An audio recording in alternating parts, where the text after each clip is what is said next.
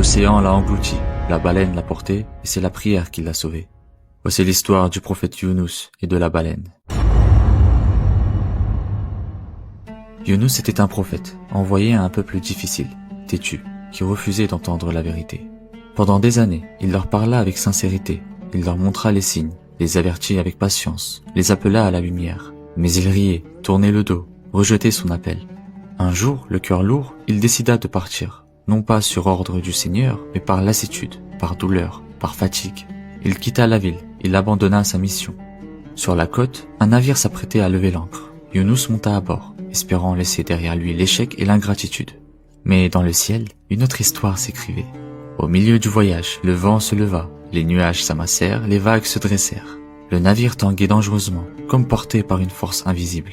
Les marins comprirent qu'il fallait alléger la charge, mais aussi qu'un homme parmi eux portait peut-être une faute, un fardeau. Alors ils décidèrent de tirer au sort. Une main plongea dans l'urne, et le nom de Younous apparut. Ils tirèrent une seconde fois, puis une troisième. Toujours le même nom. Younous comprit. Il ne résista pas, il ne s'enfuit pas. Il savait que ce n'était pas eux qui l'avaient désigné, mais le Très-Haut. Alors il se laissa tomber dans les flots, et la mer l'accueillit. Mais ce n'était pas la fin.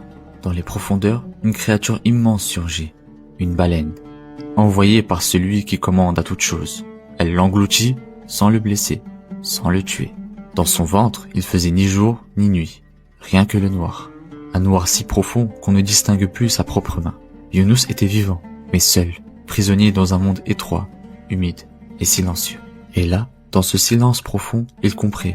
Il n'avait pas fui des hommes, il avait fui une épreuve, une confiance qu'il fallait porter jusqu'au bout, même quand tout semble perdu. Alors, dans cet abîme, il ne cria pas, il n'accusa personne. Il baissa la tête et dit d'une voix pleine de vérité.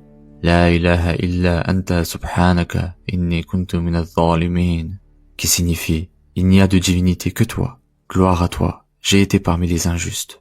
Cette prière, simple mais sincère, monta jusqu'au trône. Les anges plaidèrent pour lui, et le Seigneur, dans sa miséricorde, accepta son repentir. Et la suite? Eh bien, ce sera dans une partie 2.